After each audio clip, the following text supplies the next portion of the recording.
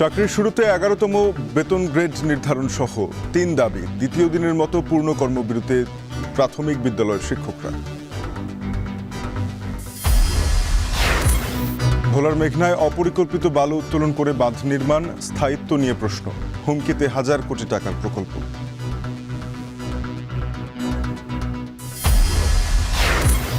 বেচাকেনা কম হলেও কদিন বাদেই জমে উঠবে কোরবানির পশুর হাট। বড় গরু নিয়ে কিছুটা দুশ্চিন্তা গৃহস্থ খামারিদের।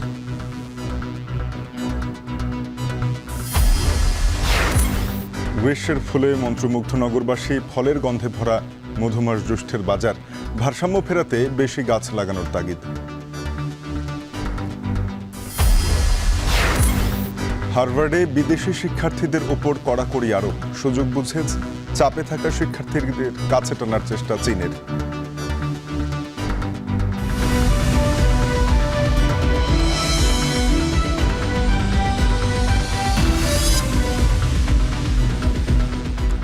স্বাগত। এখন বাণিজ্যে আপনাদের সাথে পুরো আয়োজনে আছি তানজিম শাফিন।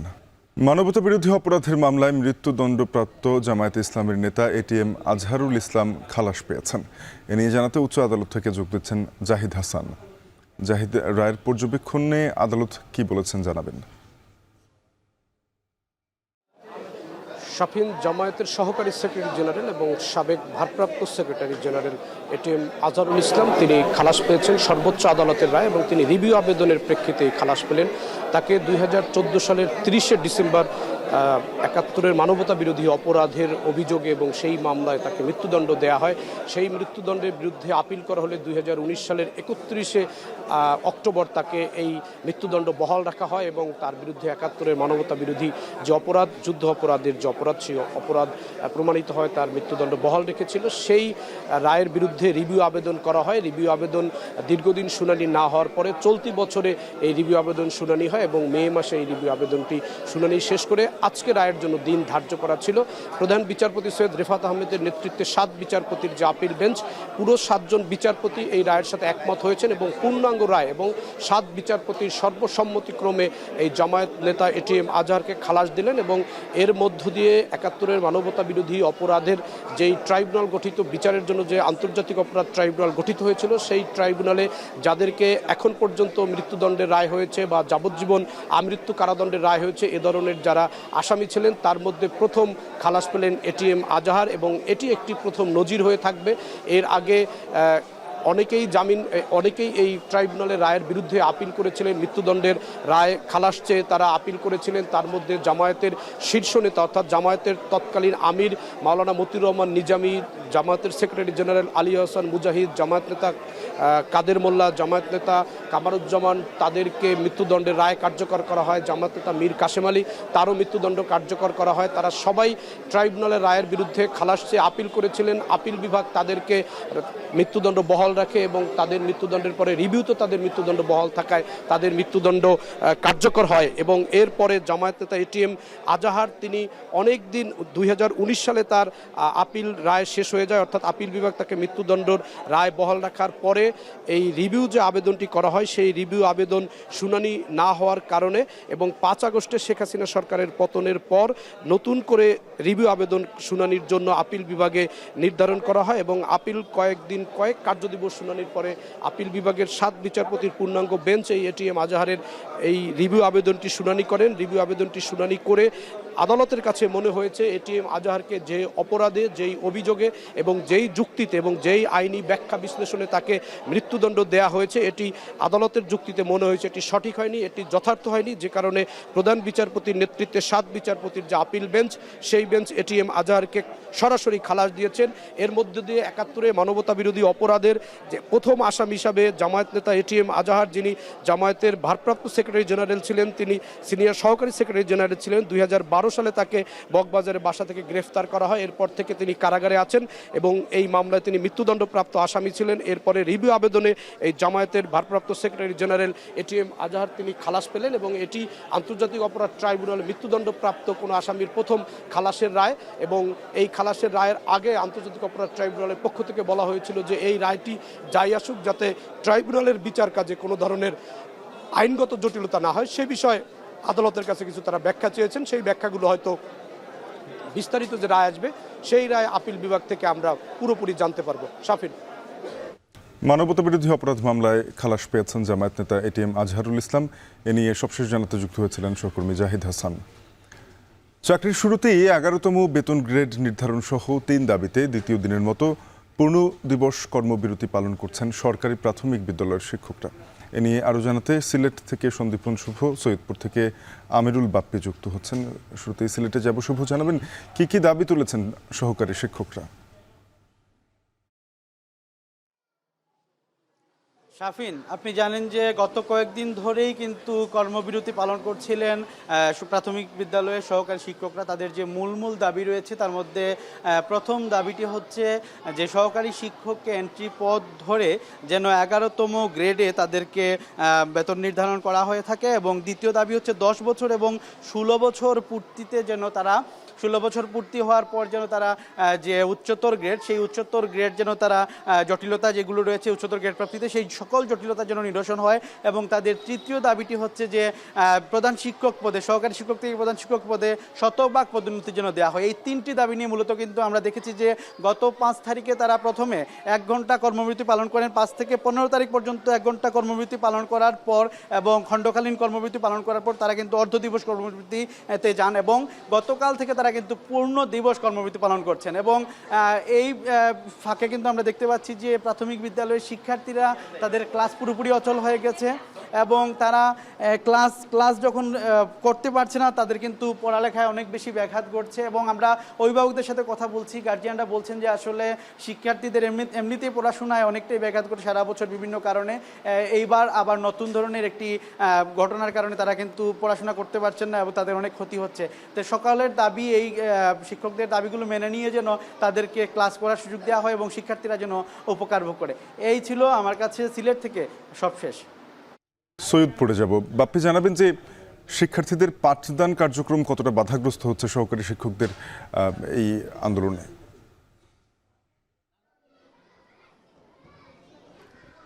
শাফিন, যেহেতু প্রাথমিক বিদ্যালয়ের সহকারী শিক্ষক কর্মবিরতিতে আছেন এবং গতকালকে থেকেই তা চলছে, পাঠদান তো অবশ্যই বিঘ্ন হচ্ছে। এবং আমরা দেখেছি যে স্কুলে বাচ্চারা তাদের যে স্কুলের সময় সেই সময়ই চলে এসেছে এবং তারা নিজেদের মতো করে খেলাধুলা করছে মাঠে বা তাদের ক্লাসরুমে, এবং তারা নিজেদের মতো করেই সময় কাটাচ্ছে। এবং সহকারী শিক্ষক যারা আছেন তারা তাদের জন্য যে নির্দিষ্ট কক্ষ, সেই কক্ষে অর্থাৎ শিক্ষক রুমে গিয়ে তারা বসেই কর্মবিরতি পালন করছেন, এরকমটি আমরা লক্ষ্য করেছি। স্কুল টাইম কিছুক্ষণ আগেই শুরু হয়েছে, তো শিক্ষকরা আমাকে যেটি জানিয়েছেন যে এই দাবি আদায় না হওয়া পর্যন্ত তারা কর্মবিরতি চালিয়ে যেতে চান, কিন্তু যেহেতু শিক্ষার্থীদের পাঠদানে বিঘ্ন ঘটছে সুতরাং তারা সরকারের প্রতি আহ্বান জানিয়েছেন যে দ্রুত যত। আমরা যুক্ত হয়েছিলাম প্রাথমিকের সহকারী শিক্ষকদের আন্দোলন নিয়ে জানতে, সহকর্মীরা ছিলেন আমাদের সঙ্গে।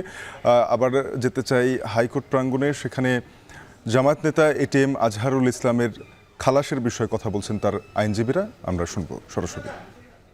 বেকসুর খালাস প্রদান করেছেন।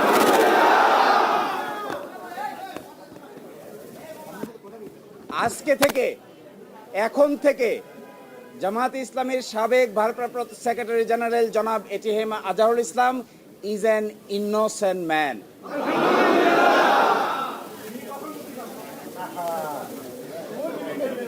এই রায়ের মাধ্যমে আমরা মনে করি সত্য জয়ী হয়েছে, মিথ্যা পরাজিত হয়েছে। Truth prevailed and falsehood defeated. জামায়াতের এবং বিএনপির 6 জন শীর্ষস্থানীয় নেতৃবৃন্দকে মৃত্যুদণ্ড কার্যকর করা হয়েছে। 5 জন, অন্ততপক্ষে 5 জন জেলেই কারাবরণ করেছেন, জেলেই মৃত্যুবরণ করেছেন। দুনিয়ার ইতিহাসে এটা নজিরবিহীন নির্যাতনের শামিল। জনাব এটিএম আজহারুল ইসলাম সাহেব সৌভাগ্যবান, তিনি ন্যায় বিচার পেয়েছেন, আল্লাহ তাআলা তাকে বাঁচিয়ে রেখেছিলেন। তাই আমরা এটাও মনে করি এই রায়ের মাধ্যমে সিন্ডিকেটেড ইনজাস্টিসের অবসান হয়েছে। আমরা এটাও মনে করি ঘোষণার মধ্য দিয়ে বাংলাদেশের আদালতের মর্যাদা সমুন্নত হয়েছে এবং আদালত 4টি অবজারভেশন দিয়েছেন। তার মধ্যে প্রথমটি বলেছেন, অতীতের রায়ে বাংলাদেশ সহ এই ভারত কন্টিনেন্টে দিয়েছেন। তার মধ্যে প্রথমটি বলেছেন, অতীতের রায়ে বাংলাদেশ সহ এই ভারতীয় সাবকন্টিনেন্টের ক্রিমিনাল বিচার ব্যবস্থার পদ্ধতি চেঞ্জ করে দেওয়া হয়েছিল, এটা ছিল সবচাইতে বড় ভুল। আরো বলেছেন, আদালতের সামনে উপস্থাপিত সাক্ষ্য প্রমাণ অ্যাসেসমেন্ট করা ছাড়াই জনাব এটিএম আজহারুল ইসলাম সাহেবকে ফাঁসি দেওয়া হয়েছিল। এবং আরেকটি ইম্পর্টেন্ট কথা বলেছেন যে পৃথিবীর ইতিহাসে এটি একটি ট্র্যাভেস্টি অফ ট্রুথ, অর্থাৎ বিচারের নামে অবিচার। আরো বলেছেন, যে সমস্ত তথ্য প্রমাণ আদালতে হাজির করা হয়েছিল অতীতের আপিল বিভাগ তা সঠিকভাবে বিবেচনা করতে ব্যর্থ হয়েছে। ফলশ্রুতিতে আজকে জনাব এটিএম আজহারুল ইসলাম সাহেবকে বেকসুর খালাস প্রদান করেছেন।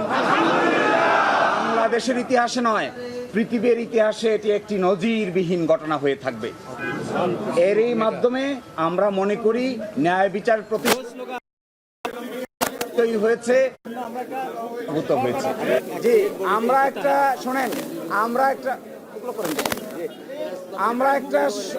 একটা শর্ট অর্ডার চেয়েছি, অ্যাডভান্স অর্ডার চেয়েছি। এই অ্যাডভান্স অর্ডারটার আদালত মঞ্জুর করেছেন। আদালত বলেছেন আমরা চেষ্টা করব আজকেই যেন এবং আজকে এবং কালকের মধ্যে যেন এই শর্ট অর্ডারটা প্রসেস হয়ে জনাব এটিএম আজহারুল ইসলাম সাহেব মুক্তি পেতে পারেন, এই জন্য সকল এবং আজকে এবং কালকের মধ্যে যেন এই শর্ট অর্ডারটা প্রসেস হয়ে জনাব এটিএম আজহারুল ইসলাম সাহেব মুক্তি পেতে পারেন, এই জন্য সকল আইনি ব্যবস্থা আমরা গ্রহণ করব। খালাস পেয়ে আমাদের সকলকেই স্বনির্বন্ধভাবে দাওয়াত দেওয়া হচ্ছে। আর এই রায়ের প্রাথমিক প্রতিক্রিয়া হিসেবে বাংলাদেশ জামায়াত ইসলামের নায়েবে আমির ডক্টর সৈয়দ আব্দুল্লাহ মোহাম্মদ তাহের আপনাদের সামনে আরো দুটি আমি 1 মিনিট বলি, তারপরে বিসমিল্লাহির রহমানির রহিম। কুল জাল হাক্কা ওয়া জাহাকাল বাতিল ইন্নাল বাতিল। কোরআন বলেছে যে সত্যের বিজয় হবে, মিথ্যা দূরীভূত হবে এবং মিথ্যার পতন অবশ্যম্ভাব। আজকে মহামান্য সুপ্রিম কোর্টের এই সত্যই প্রমাণিত হয়েছে। অ্যাডভোকেট শিশির বলেছে সত্যের বিজয় হয়েছে, সত্যের বিজয় হয়েছে, সত্যের বিজয় হয়েছে।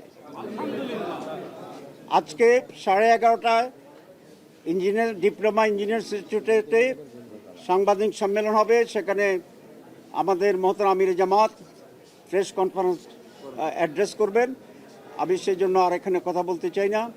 আমি কোর্টকে ধন্যবাদ জানাই এবং এই দেশবাসীদের প্রতি আমি ধন্যবাদ জানাই, কৃতজ্ঞতা জানাই।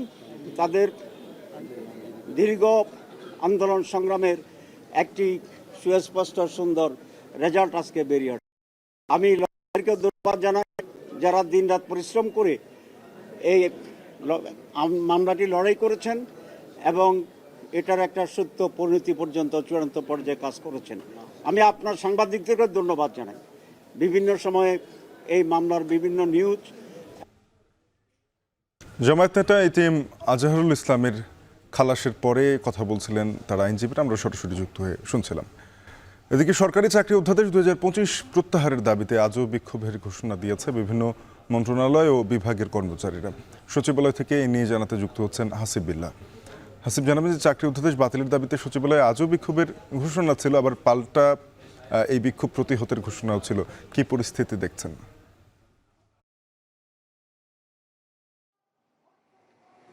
সরকারি চাকরি অধ্যাদেশ সংশোধন অধ্যাদেশ 2025-এর যে অনুমোদন হয়েছে সেটির বাতিলের প্রতিবাদেই গত টানা 3 দিন ধরে শনি রবি সোম টানা 3 দিন ধরে বিক্ষোভ কর্মসূচি করেছেন এই সচিবালয়ের কর্মকর্তা কর্মচারীরা।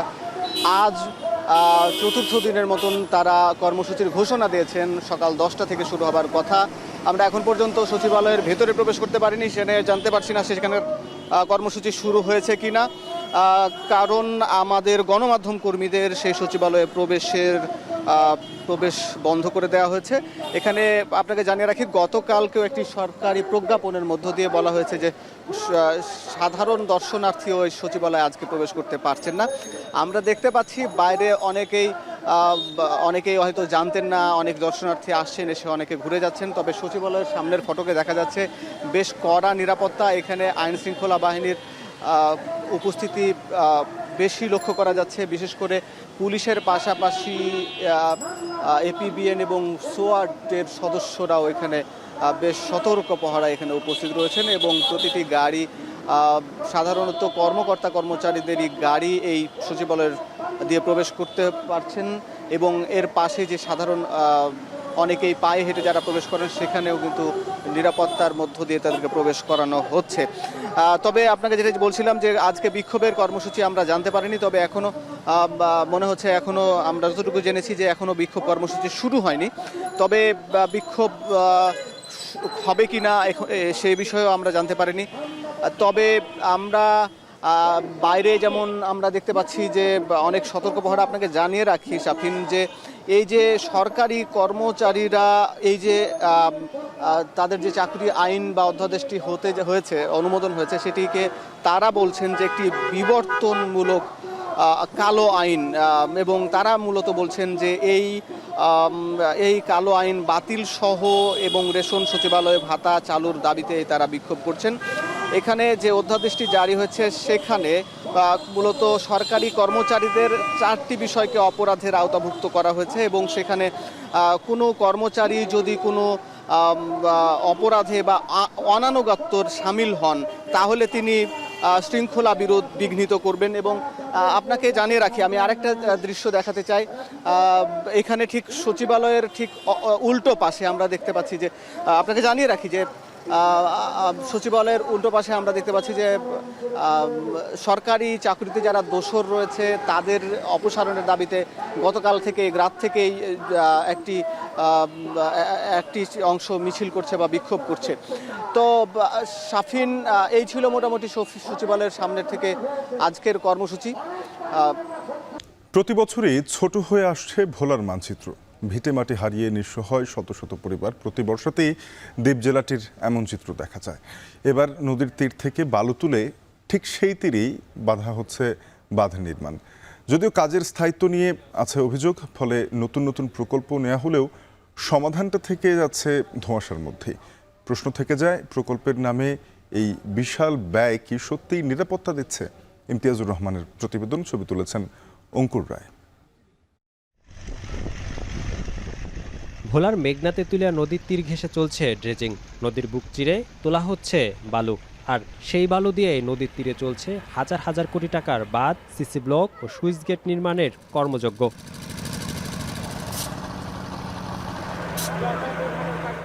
ভোলা সদর, দৌলত খান, মনপুরা, বুরহানুদ্দিন, তজুমুদ্দিন আর লালমোহন উপজেলায় পানি উন্নয়ন বোর্ডের 4টি প্রকল্পে 3.5 কোটি টাকার কাজ চলমান রয়েছে, যার মধ্যে বাঁধ নির্মাণ, সিসি ব্লক, সুইচ গেট নির্মাণ, সাবমার্সিবল স্পার নির্মাণ, জিও ব্যাগ ও টিউব ডাম্পিং এবং ক্ষতিগ্রস্ত বাঁধ সংস্কারের কাজ চলছে। স্থানীয়দের অভিযোগ, প্রতি বছর নতুন নতুন প্রকল্প নেওয়া হলেও সুফল মেলে না। প্রতি বর্ষাতেই ভিটে মাটি হারিয়ে নিঃস্ব হচ্ছে শত শত পরিবার। ঠিকাদারদের অনিয়মের কারণে হাজার হাজার কোটি টাকার প্রকল্পগুলো পড়ছে হুমকির মুখে। যেখান থেকে বালুগুলো উঠেছে বস্তাগুলো সেখানে দিতেছে। নদীর থেকে কাঁচা বালু আনি যায়, এই বালু ঢেউর লাগে সব চলে যাবে। ডাম্পিংয়ে যে বস্তাগুলা ভরতেছে এই বস্তাগুলা আধা বস্তা ভরে পানি সহকারে ফুল করি ফালাই দেয়। প্রশাসন সঠিক ব্যবস্থা গ্রহণ করে তাইলে আমাদের দেশ নদী ভাঙনের কবল থেকে রক্ষা পাবে। আমাদের সবচেয়ে বড় দাবি হলো পেরেটা যেন যেভাবে বাজেট হয়েছে সঠিকভাবে যেন আমরা এই কাজটা আমরা সম্পূর্ণভাবে করতে পারি। যদি নদী গবেষণা ইনস্টিটিউটের মাধ্যমে গবেষণা করে প্রকল্প গ্রহণ করা হতো তাহলে আমাদের ভোলার এই বাঁধগুলো টেকসই হতো। আজকে যেভাবে করা হচ্ছে তাতে মনে হচ্ছে সরকারের হাজার হাজার কোটি টাকা শুধু জলেই যাচ্ছে। এদিকে অপরিকল্পিত বালু উত্তোলন বন্ধের পাশাপাশি প্রকল্পের কাজ যথাযথ মনিটরিংয়ের আশ্বাস দিয়েছে পানি উন্নয়ন বোর্ডের কর্মকর্তারা। জায়গা ভেদে সেটা আমরা সেট করে দিয়েছি যে কত কিলোমিটার দূর থেকে বালু তুলবে, এবং এখনও কিন্তু সেভাবেই বালু তোলা হচ্ছে, যার ফলে এই নদী ভাঙনের যে ইস্যুটা বালু তোলার কারণে এটা এখানে আসলে প্রযোজ্য নয়। শহররক্ষা বাঁধের নিকট থেকে বালি তুলতেছে এই ধরনের কোনো অভিযোগ আমাদের কাছে নাই। যদি একেবারে নিকট থেকে বালি তুলে তাহলে সেক্ষেত্রে আমরা প্রশাসনের সহযোগিতায় সেটা প্রশাসনকে অবহিত করবো, প্রশাসন জেলা প্রশাসন থেকে এটা বন্ধ করা হবে। একদিকে নদী ভাঙনে ঘরহারা মানুষ, অন্যদিকে বছরের পর বছর ধরে চলা ব্যয়বহুল বাঁধ প্রকল্প, অথচ সমাধানটা থেকে যাচ্ছে ধোঁয়াশায়। প্রশ্ন থেকেই যায়, প্রকল্পের নামে এই বিশাল ব্যয় কি সত্যি নিরাপত্তা দিচ্ছে, নাকি দুর্নীতি আর অদক্ষ পরিকল্পনার চোরাবালিতে হারিয়ে যাচ্ছে ভোলার ভবিষ্যৎ? ইমতিয়াজুর রহমান, এখন ভোলা। নাটোরের লিচু বাগান মালিকরা এবার যেন একটু বেশি খুশি। কেনই বা খুশি হবে না, ফলন এবার বেশ ভালো। জ্যৈষ্ঠের মধু মাসে বাগানে বাগানে চলছে লিচু পাড়ার ধুম, যার রেশ পড়েছে লিচুর আড়তেও। এবছর জেলায় 120 কোটি টাকার লিচু বিক্রির আশা স্থানীয় কৃষি বিভাগের। মাহবুব হোসেনের প্রতিবেদন, ছবি তুলেছেন জাহিদুল ইসলাম সুমন। থোকায় থোকায় ঝুলছে রসালো ফল লিচু। সবুজ পাতার উপর বিছানো লাল টসটসে লিচু দেখে জিভে জল আসবে যে কারো। এরই মধ্যে নাটোরের প্রতিটি বাগান থেকে লিচু পাড়তে ব্যস্ত সময় পার করছেন মালিক ও শ্রমিকরা। আবার সেখানেই চলছে বাছাই ও প্যাকেটের কাজ।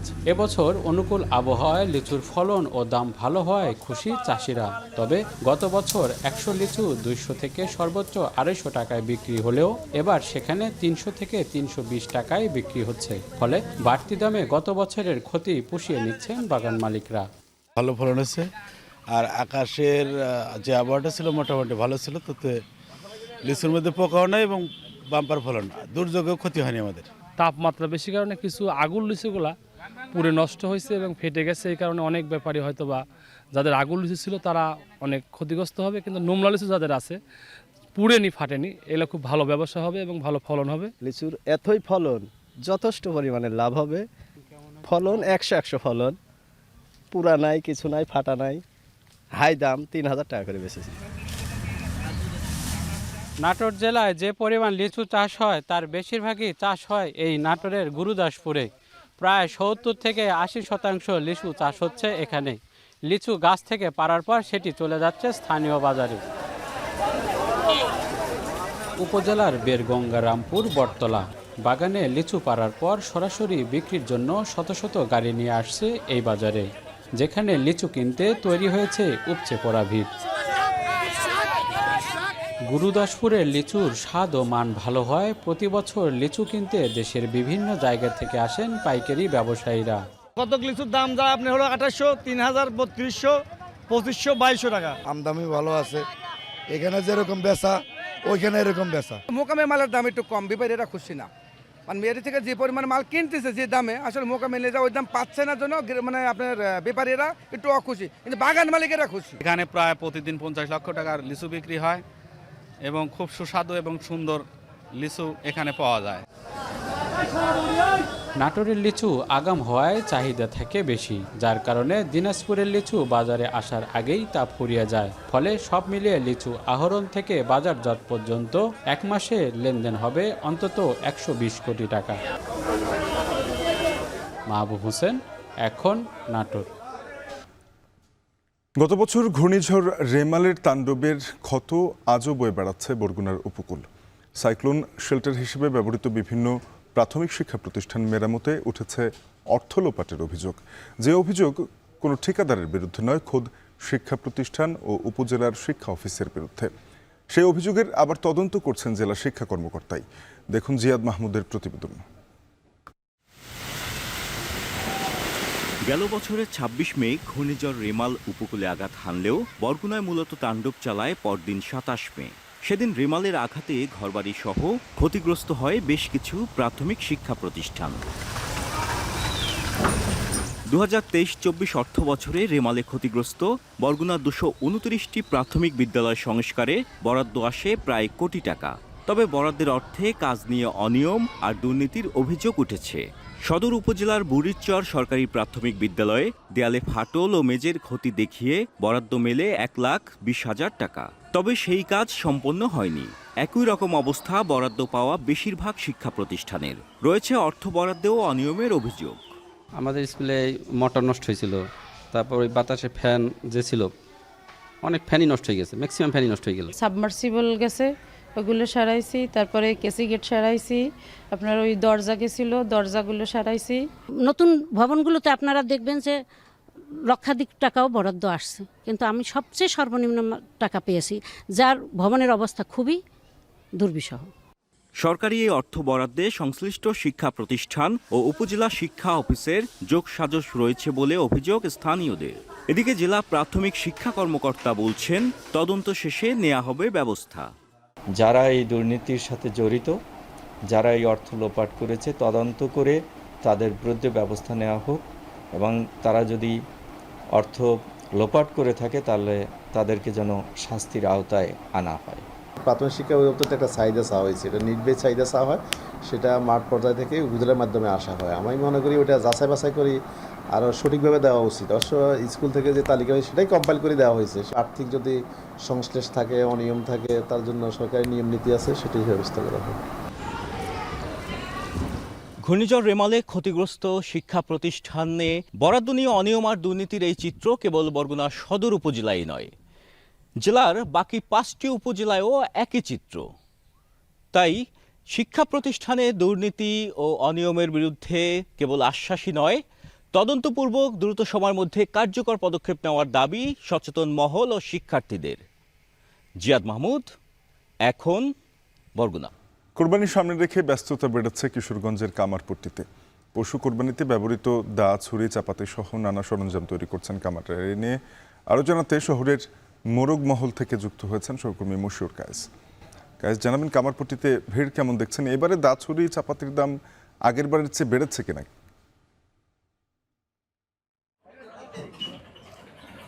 আগের বারের থেকে শাফিন কিছুটা বেড়েছে, যেহেতু খামারে যারা রয়েছে তারা বলছে যে লোহা এবং কয়লা জাতীয় পণ্যের কিছুটা দাম রয়েছে এবং সে কারণে কিছুটা বেড়েছে। তবে চাহিদাটা কিন্তু তুলনামূলক অন্যান্য বারের চাইতে এবার তারা বলছে যে কম।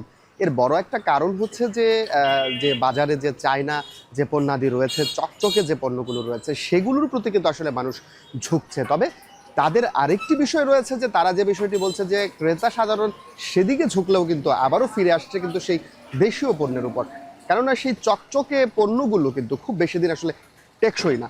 সেজন্য কিন্তু আসলে এই দেশীয় পণ্যের পছন্দ, বিশেষ করে কোরবানিকে সামনে রেখে সারা বছর আসলে তাদের কাছে অন্যান্য যে বিদেশি পণ্যগুলো রয়েছে সেগুলোর কদর থাকলেও কিন্তু কোরবানির আগ মুহূর্তে এসে কিন্তু এই যে আসলে দেশীয় যে পণ্যগুলো রয়েছে সেই পণ্যের কিন্তু আসলে চাহিদা বাড়ে। আমরা সেজন্য দেখেছি যে একেবারেই কিন্তু সকাল থেকেই কিন্তু আসলে যে কামারগুলো রয়েছে, যারা রয়েছেন তারা কিন্তু আসলে তাদের দোকানে কিন্তু ব্যস্ত সময় পার করছে এবং দিনরাত কিন্তু এখন কাজ করছে। তারা নতুন নতুন পণ্য কিন্তু তৈরি করছে এবং অনেকেই পুরনো পণ্যগুলো নিয়ে আসছে, সেগুলোকে শান দেওয়া শুরু করে সব ধরনের কাজ কিন্তু তারা আগেভাগেই সেরেছে। তবে এখন যে ভিড়ের বিষয়টা এখনো পর্যন্ত কিন্তু সেরকম ভিড় আসলে চোখে পড়েনি। তবে ভিড় যে সারা বছরের তুলনায় কিন্তু ভিড় অনেকাংশই বেড়েছে। এখানকার দোকানিরা যে বিষয়টি বলছে যে আরও কিছুটা সময় পর, বিশেষ করে ঈদের যে আগ মুহূর্তে তারা কিন্তু বেশি ব্যস্ত হয়ে উঠবে এবং সেজন্য কিন্তু আসলে এখন তারা বেশি সময় দিচ্ছে নতুন নতুন পণ্য তৈরির ক্ষেত্রে। তবে তারা যে বিষয়টি বলছে যে দেশীয় এই পণ্যগুলো আসলে টিকিয়ে রাখার জন্য আমরা যে কয়েকটি আসলে দোকান ঘুরে দেখেছি যে সবগুলো দোকানই এখন কারিগররা ব্যস্ত সময় পার করছে শুধুমাত্র পুরাতন যে জিনিসপত্র দিয়ে গিয়েছে ক্রেতারা তাদের এগুলো শান দেওয়ার ক্ষেত্রে এবং পাশাপাশি তারা নতুন নতুন পণ্য তৈরির ক্ষেত্রে। তবে তারা যে বিষয়টি বলছে যে ঈদের আগ মুহূর্তে তাদের যেই চাপটা আসলে তৈরি হবে সেটি যদি আসলে সারা বছর থাকে সেক্ষেত্রে এই শিল্পটা কিন্তু আসলে বেঁচে থাকবে। সেজন্য কিন্তু আসলে যে বিদেশি যে চকচকে পণ্যগুলো রয়েছে সরকারিভাবে কিন্তু তারা আসলে দৃষ্টি কাটতে চাইছেন এবং তারা বলছেন যে সরকারি পৃষ্ঠপোষকতা যদি পায় এবং যে দেশীয় যে পণ্যের চাহিদা এবং তারা যে বিষয়টি বলছে যে সবসময় এই টেকসই যে একটি জিনিস সেটা কিন্তু আসলে বজায় থাকে এবং এই শিল্পটাও কিন্তু বেঁচে থাকবে। তো এই ছিল আমার কাছে কিশোরগঞ্জ থেকে আসলে কামারদের ব্যস্ততার সর্বশেষ তথ্য। শাফিন।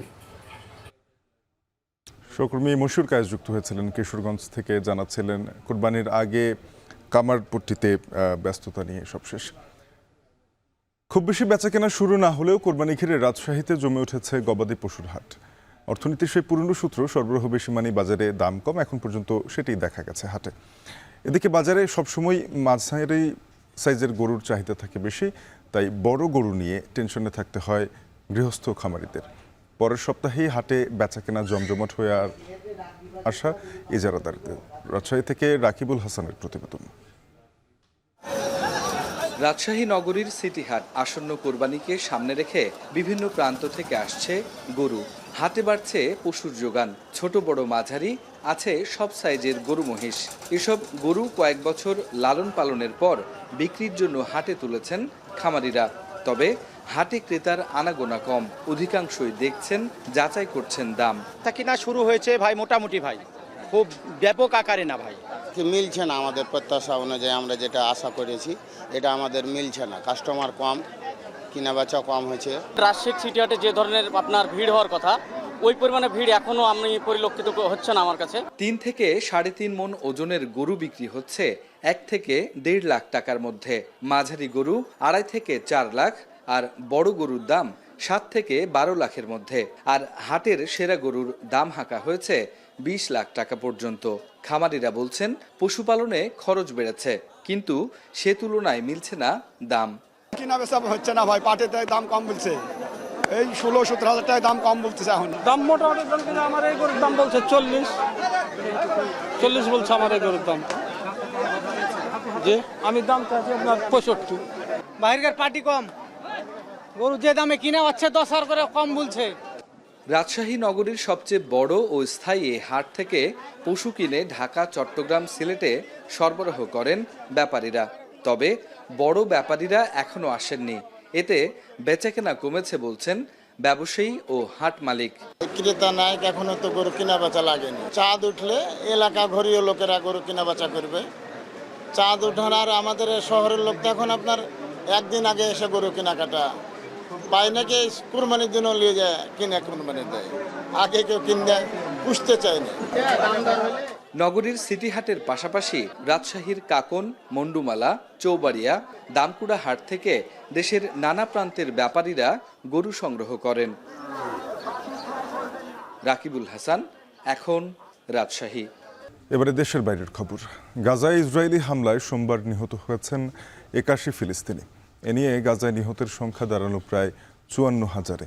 বিষয়টি নিশ্চিত করেছে আল জাজিরা। এদিকে গাজায় যুক্তরাষ্ট্রের যুদ্ধবিরতি প্রস্তাবে হামাস সম্মত হয়েছে বলে জানায় প্যালেস্টিনিয়ান গ্রুপ। যুক্তরাষ্ট্রের বিশেষ দূত স্টিভ উইটকফের দেয়া নতুন এই প্রস্তাবটিতে উপত্যকায় 70 দিন পর্যন্ত যুদ্ধবিরতি কার্যকরের কথা ছিল। এ সময় 10 জন জীবিত ইসরায়েলি জিম্মিকে মুক্তি দেবে হামাস। বিপরীতে কয়েকশো ফিলিস্তিনি কারাবন্দীকে ফেরত পাঠাবে তেল আবিব। তবে এই যুদ্ধবিরতি প্রস্তাবে হামাসের রাজের বিষয়টি অস্বীকার করেছে যুক্তরাষ্ট্র। এদিকে জেরুজালেমের আল আকসা প্রাঙ্গণে জেরুজালেম ডে উৎসব পালন করছে ইসরায়েলিরা। সে সময় তাদের মার্চকে কেন্দ্র করে ফিলিস্তিনিদের সঙ্গে ডানপন্থী ইহুদিদের হট্টগোল হয়।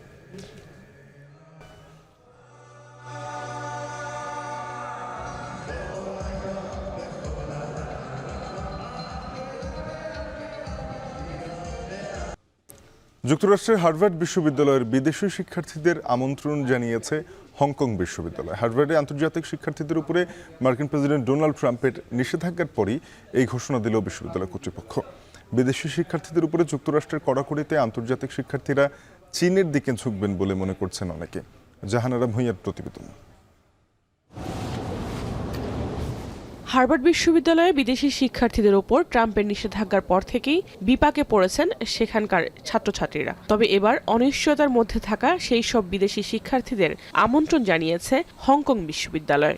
I'm quite optimistic towards our school to open the door and for the transit, and at the same time I think not just HKUST but the global academy, like all the university, may have to stay strong together. In times of need like this, it is really important, being a member of the academic community. I think, we're in this together, essentially. We are a global community. যুক্তরাষ্ট্রের স্বনামধন্য বিশ্ববিদ্যালয়ের উপর ট্রাম্পের এমন নিষেধাজ্ঞায় ক্ষুব্ধ আন্তর্জাতিক শিক্ষার্থীরা। তাদের অভিযোগ, যুক্তরাষ্ট্র বরাবরই বিদেশি শিক্ষার্থীদের ওপর অনমনীয় আচরণ করে আসছে। now the US is becoming less welcoming towards international students, seeing what has happened at Harvard and also other universities regarding the protests and people getting arrested. I think in times like this, it's important that we do step up. I think many of us, hold very similar values. যুক্তরাষ্ট্র যখন বিদেশি শিক্ষার্থীদের উপর কড়াকড়ি আরোপ করছে, তখন এই সুযোগ কাজে লাগিয়ে চীন সহজেই তাদেরকে টানতে পারবে বলে মনে করছেন অনেকে। So I think China has been more welcoming in that regards towards international students. Like they gave me a full scholarship, and so in that sense, I think it's kind of shifting more towards China. Yeah. যুক্তরাষ্ট্রের স্বায়ত্তশাসিত বিশ্ববিদ্যালয় হার্ভার্ডের আর্থিক লেনদেনের নিয়ন্ত্রণ নিতে চান মার্কিন president Donald Trump. তবে ট্রাম্পের সেই প্রত্যাশায় জল ঢেলে দিয়েছে বিশ্ববিদ্যালয় কর্তৃপক্ষ। এরপরই বিশ্ববিদ্যালয়ের $2.2 বিলিয়ন তহবিল আটকে দেয় ট্রাম্প প্রশাসন। আর গেল সপ্তাহে বিশ্ববিদ্যালয়টিতে বিদেশি শিক্ষার্থী ভর্তিতে নিষেধাজ্ঞা দেন তিনি। অবশ্য ট্রাম্পের বিরুদ্ধে হার্ভার্ডের করা মামলায় তার এই সিদ্ধান্ত স্থগিতের আদেশ দেন যুক্তরাষ্ট্রের ফেডারেল আদালত। জাহানারা ভুঁইয়া, এখন বিশ্ব। যুক্তরাজ্যে লিভারপুল ফুটবল ক্লাবের শিরোপা জয়ের উদযাপন অনুষ্ঠানে ভিড়ের মধ্যে গাড়ি উঠিয়ে দেওয়ার ঘটনায় আহত হয়েছে শিশুসহ অন্তত অর্ধশত মানুষ। আহত সবাইকে হাসপাতালে চিকিৎসা দেওয়া হচ্ছে। এই ঘটনায় 51 বছরের ব্রিটিশ নাগরিককে সন্দেহভাজন হিসেবে আটক করেছে যুক্তরাজ্য পুলিশ। বিষয়টি নিশ্চিত করেছে বিবিসি। তবে এই ঘটনাকে সন্ত্রাসী কর্মকাণ্ড বলছে না সেখানকার নিরাপত্তা বাহিনী। লিভারপুল ফুটবল ক্লাবের প্রিমিয়ার লিগের জয় উপলক্ষে প্যারেডে অংশ নেয় ফুটবল সমর্থকরা। সেখানেই ভিড়ের মধ্যে আচমকা গাড়ি উঠিয়ে দেওয়ার ঘটনা ঘটে। এর সাথে শেষ করবো এখন বাণিজ্য। যাবার আগে শিরোনামগুলো জানাবো আরেকবার। মানবতাবিরোধী অপরাধ মামলায় খালাস পেলেন মৃত্যুদণ্ডপ্রাপ্ত জামায়াত নেতা আজহারুল ইসলাম। মুক্তি পাবেন আজই।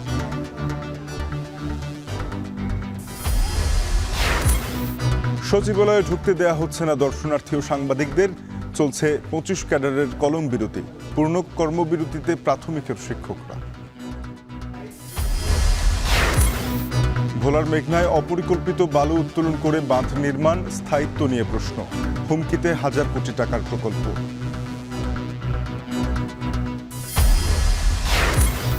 রাজশাহীতে জমে উঠতে শুরু করেছে কোরবানির পশুর হাট। মাঝারি আকারের গরুর চাহিদা বেশি, বড় গরু নিয়ে চিন্তায় খামারিরা।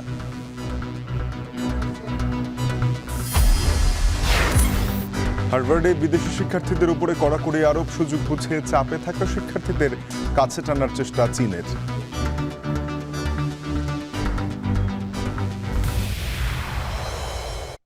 এ ছিল এখন বাণিজ্যে। এখন টেলিভিশনের ওয়েবসাইট দেখতে ভিজিট করুন www.ekon.tv। যুক্ত থাকুন ফেসবুকে facebook.com/tv.ekon, আর ইউটিউবে দেখতে ভিজিট করুন youtube.com/c/ekon tv।